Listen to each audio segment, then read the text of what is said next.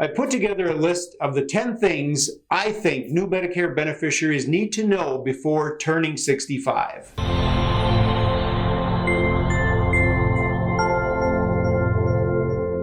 The first thing newly eligible Medicare beneficiaries should do is become familiar with original Medicare and the different parts A, B, C, and D, and what they cover. It differs greatly from the standard employer group coverage that most folks are used to. We have a whole page dedicated on our website, seniormarketsolutions.com, that helps new Medicare beneficiaries navigate Medicare. Just click on Medicare Explained in the description below. Perhaps the second most important consideration is knowing Medicare isn't free. Many people are surprised to find that out. Most people who qualify for Medicare don't pay a monthly premium for Part A, but they do pay premiums for Part B, Part C, and Part D. Visit the link in the description below, Costs of Medicare, to find out specific premiums and costs.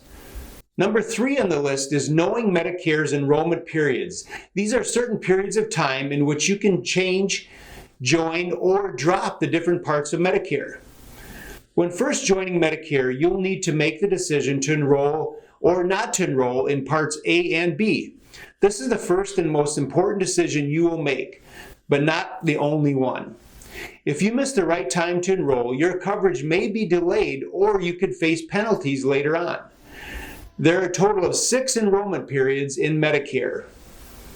The initial enrollment period, the Medicare Supplement Open Enrollment Period, the General Enrollment Period, the Annual Period, the Medicare Advantage Open Enrollment Period, lastly, the Special Enrollment Periods. For more complete information, visit the link Medicare Enrollment Periods below in the description, which will take you through all of the ins and outs of these enrollment periods. At number 4, it's important to plan for how your current medications will fit into your coverage needs. We recommend putting together a list of your current meds that include name, dosage, frequency, and diagnosis. Part D is where most beneficiaries draw their coverage from. Part D covers retail prescription drugs that you fill at your local pharmacy or through mail order. Instead of paying the full price of prescriptions, you will only have to co-pay a percentage of the drug costs and the insurance company will pay the rest. These plans tend to change drastically year to year and can cost you thousands of dollars if you've chosen a plan that doesn't work with your pharmacy or cover the drugs that you take. Every fall, my team offers free, no-obligation Part D reviews. You can schedule those on our website by clicking the consultation link in the description below. The 5th thing that you need to know is how to get dental, vision, and hearing coverage. Since Medicare covers little to none of these services, most folks, especially those new to Medicare, choose to supplement their coverage with what is often referred to as a DVH policy. Without one, you will be responsible for the expenses such as routine exams, dental fillings, eyeglasses, and hearing aids. Something a lot of beneficiaries overlook, but is important enough to be number 6 on the list, is enrolling in either a short-term, long-term care insurance policy. Costs of these needs are rising at higher rates than ever before. In some cases, these policies can help pay for the unexpected where you have potential for catastrophic costs. 7th on this all-important list is to understand if you are still planning and working past the age of 65 and how that affects your decisions to enroll in Parts A or B or both. If you're still working and have an employer plan, it is possible that you do not need to enroll in Medicare Parts A or B right away, or you may need to enroll in Part A and defer Part B.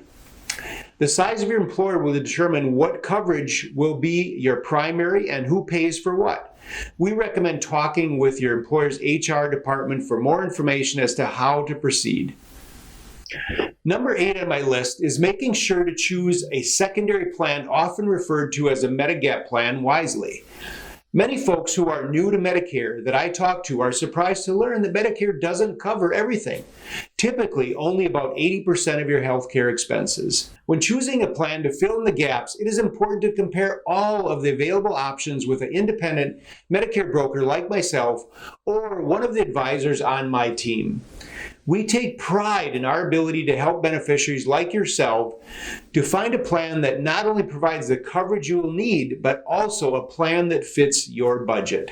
Which leads me to knowing your Medigap options and the differences between Medicare Supplement and Medicare Advantage. Number 9 on the list is Medigap Part C of Medicare, often referred to as Medicare Advantage. These are Medicare plans offered by private insurance companies and replace your original Medicare benefits. These companies can charge larger out-of-pocket costs to policyholders and are able to establish their own rules for services such as the need for referrals or provider networks for both non-urgent care and emergency services, since they replace your original Medicare benefits. It's also good to note that these are annual renewable contracts and are subject to change or the possibility of cancellation each year. Monthly premiums can be lower than some other options, but remember, members will pay higher out-of-pocket costs in the form of deductibles, co-pays, and co-insurances. And finally, number 10, to round out things you should know before turning 65 is considering a Medigap or Medicare supplement insurance policy to fill those gaps in your original Medicare insurance. Medigap is health insurance designed to pay for costs that are not covered by original Medicare. Each lettered plan has an accompanying set of benefits that do not differ from company to company. A Plan G with Ascendo is the same as a Plan G with Mutual of Omaha. Medicare supplement insurance, unlike other plans, allow you to visit any doctor or hospital in all 50 states. They are guaranteed renewable and benefits don't change from year to year. Medicare supplements are a great way to control out-of-pocket expenses and maintain great flexibility with regard to where, how, and when you get your medical care. After almost 40 years in the industry, these are the top 10 things to do and know before you or anyone you know turns 65. When it comes to Medicare, it's important to get ahead of the game and know the basics to further educate yourself on the future of your insurance needs. For more information on any of the top 10 things you should know and do before you turn 65, simply reach out to us for a free, no obligation consultation.